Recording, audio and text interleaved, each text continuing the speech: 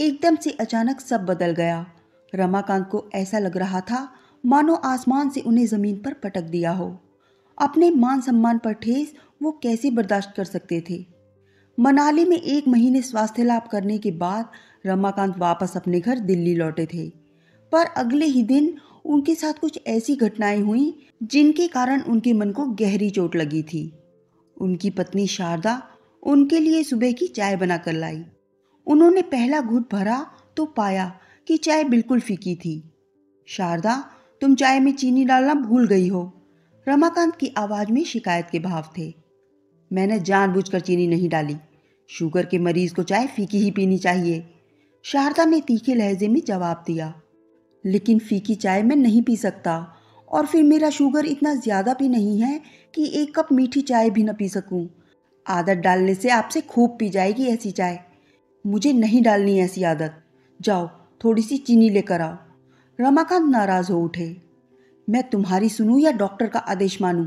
शारदा भी गुस्से से भर उठी। तुम चीनी नहीं लाओगी तो मैं ये चाय नहीं पीऊंगा।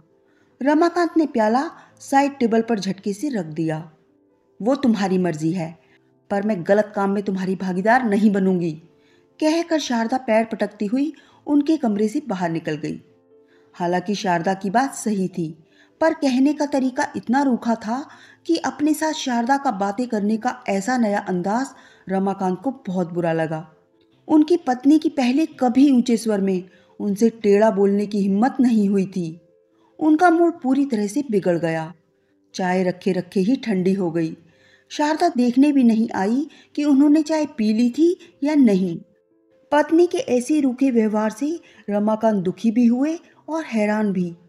तकरीबन 9 बजे उनका इकलौता बेटा राजीव उनसे मिलने कमरे में आया। पापा, इन कागजों पर जहां जहां क्रॉस के निशान लगे हैं वहां वहां आप अपने साइन कर दीजिए। रमाकांत के हाथ में पेन पकड़ाने के बाद राजीव ने कुछ कागज उनके सामने रखे। तो ये मल्टी स्टोरी कॉम्प्लेक्स बनाने का ठेका आखिरकार हमें मिल ही गया, कागजों पर एक सरसरी निगाह डालकर रमाकांत ने कहा। इस ठेके को पाने के लिए मुझे बहुत मेहनत और भागदौड़ करनी पड़ी है। राजीव के स्वर में अपनी तारीफ खुद करने के भाव स्पष्ट थे। वो क्यों? रमाकांत के माथे पर बल पड़ गए। कंपटीशन बहुत तगड़ा हो गया है आजकल पापा। कितने में मिला है ठेका? क्या हमें अपना मुनाफा बहुत कम करना पड़ा है? रमाकांत ने पूछा।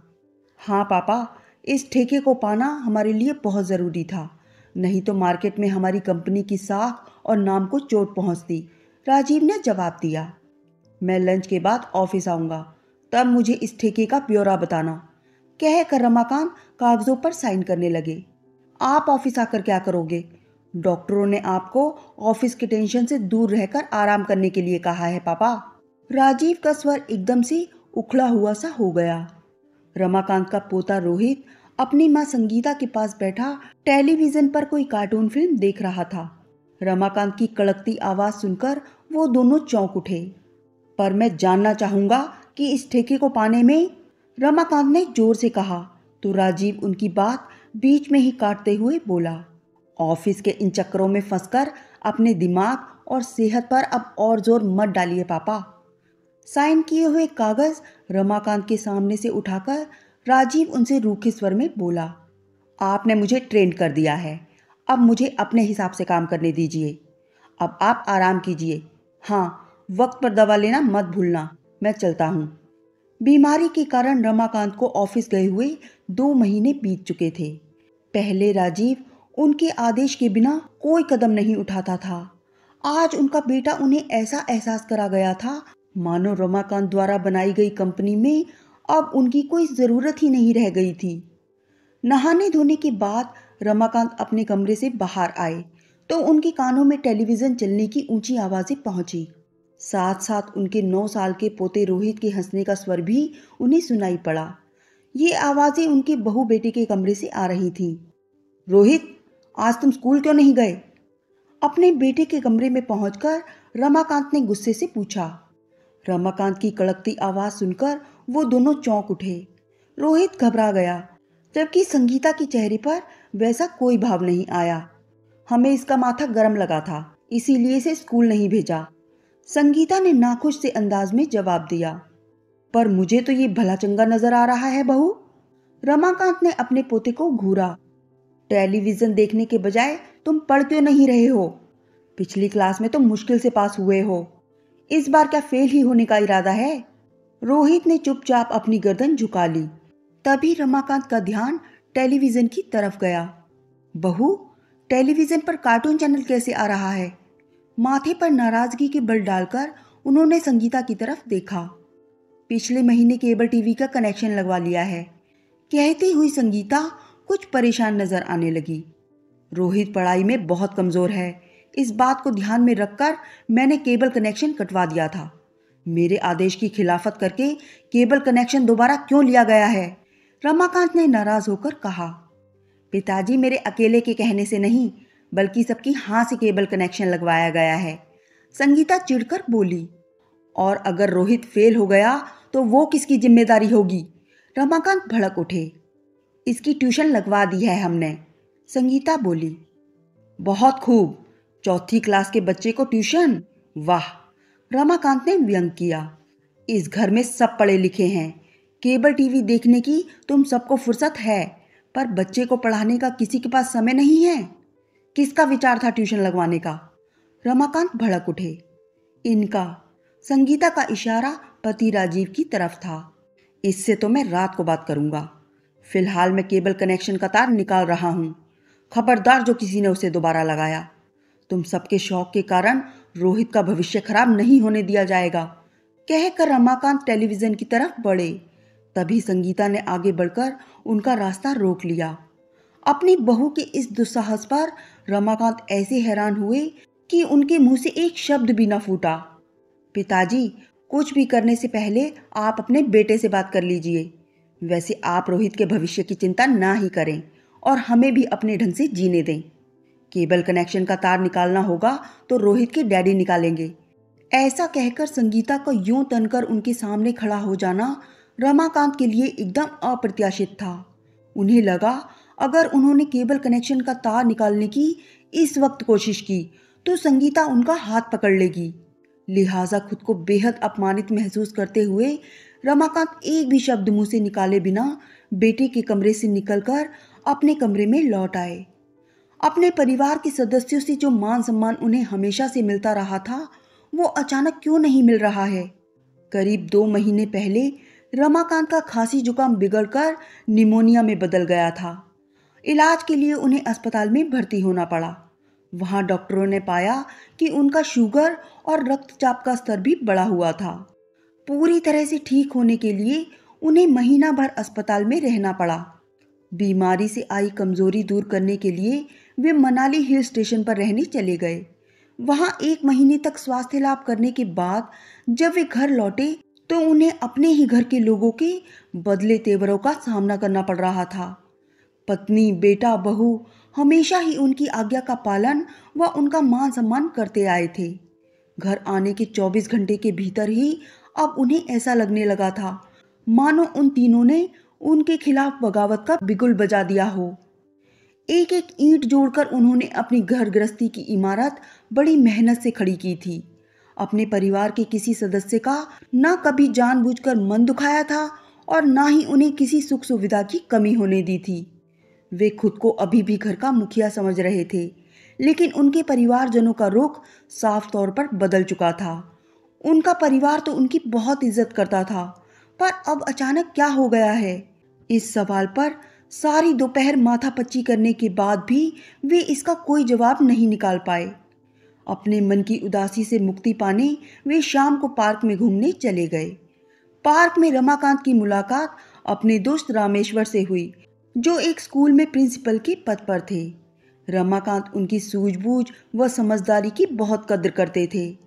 अपने दोस्त का मार्गदर्शन पाने के उद्देश्य से रमाकांत ने अपने मन की व्यथा रामेश्वर से कह दी। उनकी समस्या पर कुछ देर खामोश रहकर रामेश्वर काफी सोच विचार कर अपनी बात कहने को तैयार हुए। तुम कितने दिन घर और ऑफिस से दूर रहे हो रमाकांत? रामेश्वर ने गंभीर लहजे में पूछा।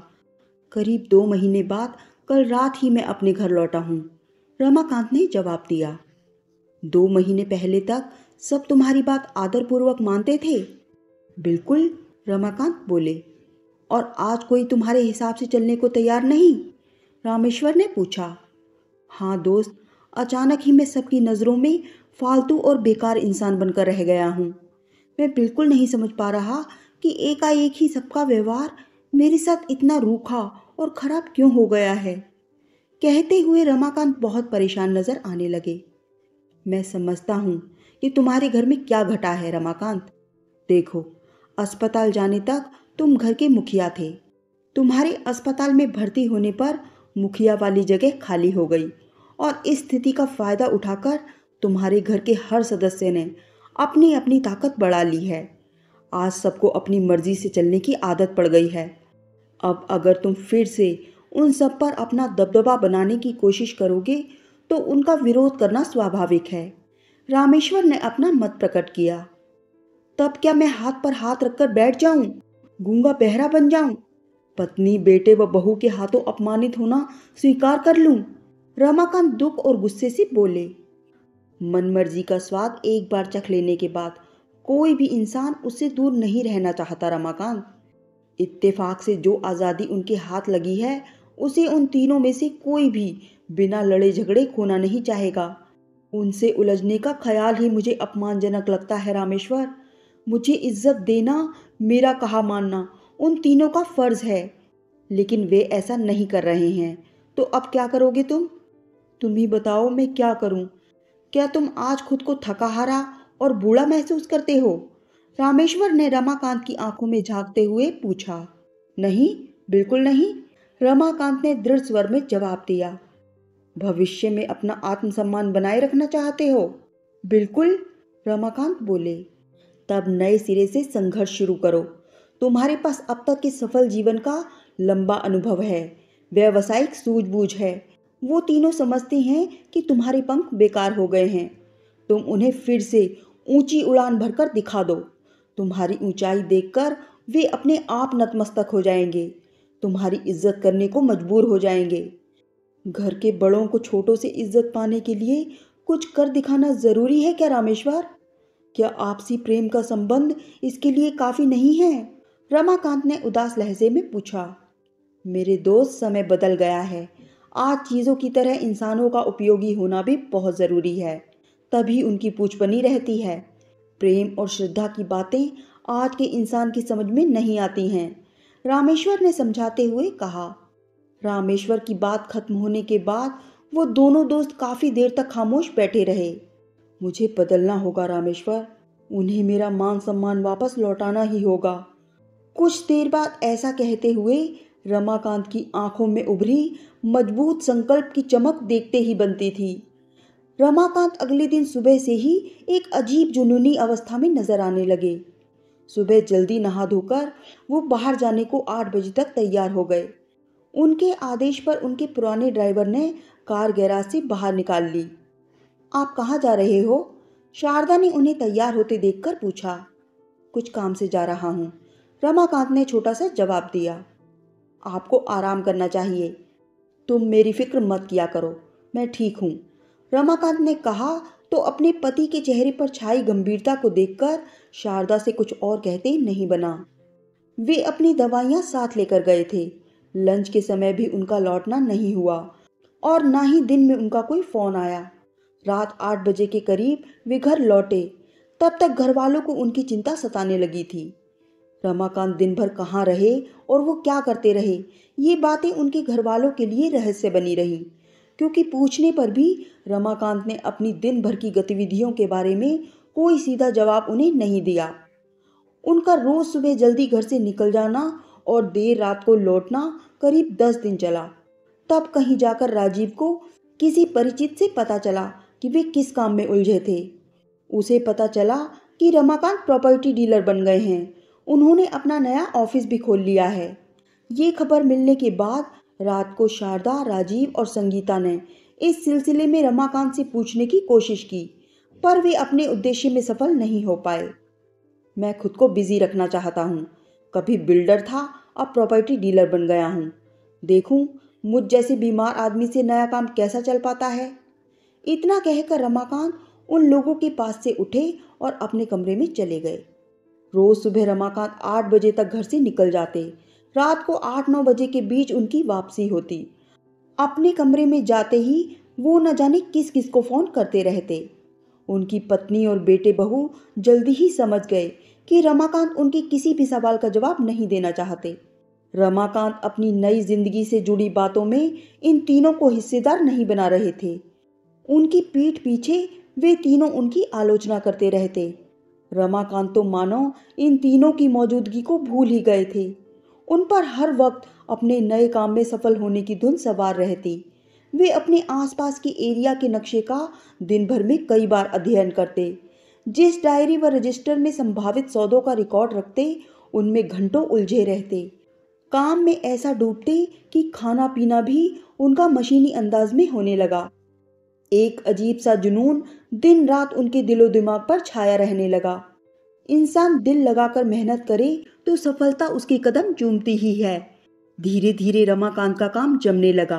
प्रॉपर्टी खरीदने बेचने के सौदे कराने में वो सफल होने लगे। उनकी जान पहचान का दायरा तो पहले से ही काफी बड़ा था, क्योंकि वे सफल बिल्डर रह चुके थे।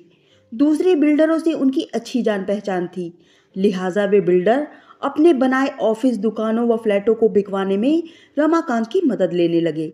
इमारतें बनाने में लगे सामान की गुणवत्ता की जानकारी उन्हें पहले से ही थी। उनकी ये जानकारी आम ग्राहक को बहुत प्रभावित करती। ग्राहक का हित वे सदा ध्यान में रखते। इस कारण ग्राहक का उनके ऊपर जल्दी भरोसा बन जाता। साल भर बीतते बीतते वे अपने इलाके के सफल प्रॉपर्टी डीलर बनने में कामयाब हो गए थे। कई मल्टीनेशनल कंपनियों से रमाकांत के अच्छे व्यावसायिक संबंध उनके लिए बहुत फायदेमंद साबित हुए थे। उन कंपनियों को शोरूम व ऑफिस दिलाने में उन्हें दूसरे साल में लाखों का फायदा हुआ। ऐसी कंपनियों के बड़े अधिकारियों को प्रभावित करके रमाकांत ने प्रॉपर्टी डीलरों के बीच अपनी धाक जमा ली थी। रमाकांत की इस सफलता ने उनके अपनों के नजरिए में बदलाव ला दिया। शुरुआत में शारदा, राजीव और संगीता उनसे खींचे खींचे रहते थे। अगर उस समय रमाकांत उन्हें दबाने डराने की कोशिश करते तो वे रमाकांत का तगड़ा विरोध करते, लेकिन रमाकांत उन लोगों से बिल्कुल उलझे ही नहीं।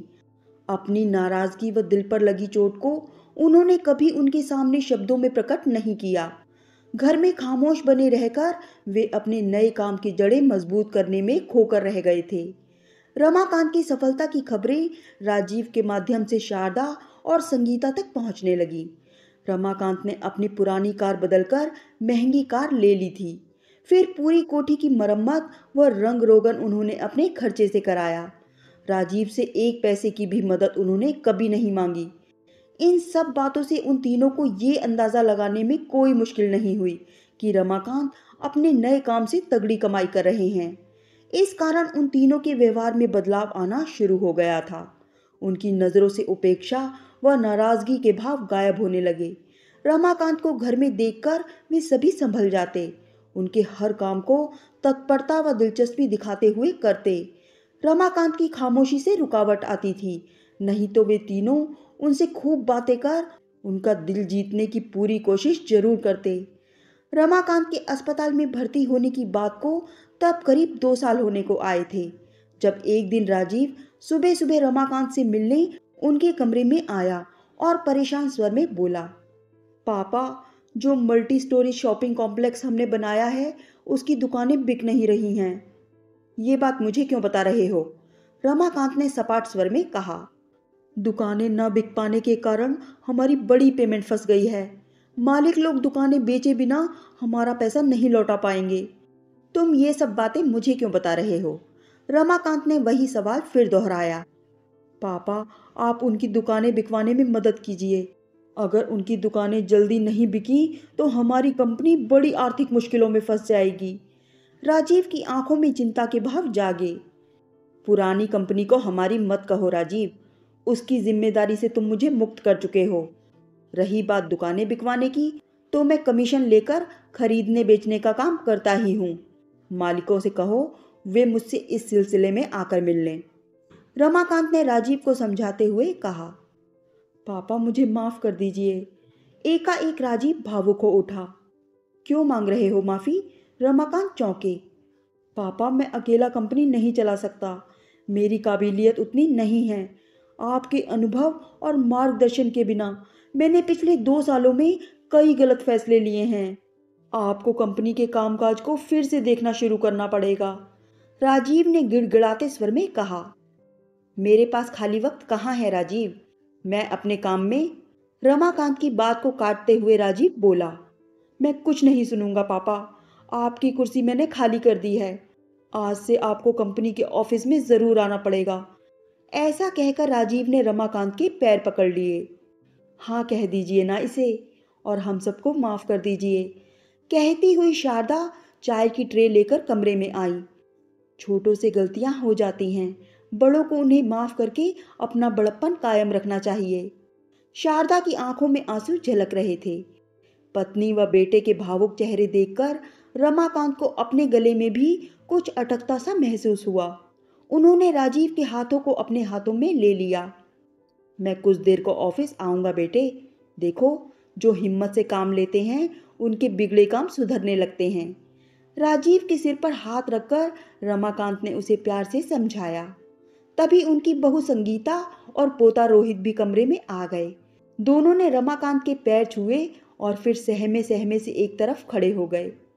तेरी पढ़ाई कैसी चल रही है रोहित, कहकर रमाकांत ने अपने पोते को पास आने का इशारा किया। अच्छी चल रही है दादाजी, अब मम्मी मुझे रोज पढ़ाने लगी हैं। मम्मी ने केबल टीवी का कनेक्शन भी कटवा दिया है। मैं आपको अच्छे नंबरों से पास होकर दिखाऊंगा, रोहित ने कहा। तो उसकी बातें सुनकर रमाकांत ने उसे गले से लगा लिया। आपकी चाय में कितनी चीनी डालूं? वैसे शुगर की वजह से चीनी आपकी सेहत को नुकसान पहुंचाएगी, शारदा ने झिझकते हुए कहा। तो रमाकांत अनायास ही मुस्कुरा उठे। वो बोले, चीनी रहने दो, मैं फीकी चाय ही पी लूंगा। एक पल में उनकी सारी नाराजगी व मन की कड़वाहट जाती रही। अपना मान सम्मान फिर से वापस लेने में वे पूरी तरह सफल हो गए थे। अब उन्हें कोई तनाव या शिकायत नहीं थी। उनके परिवारजनों ने उन्हें फिर से स्वेच्छा से घर का मुखिया मान लिया था। उन सब की आंखों में वे अपने प्रति श्रद्धा और सम्मान के भाव साफ पड़ सकते थे।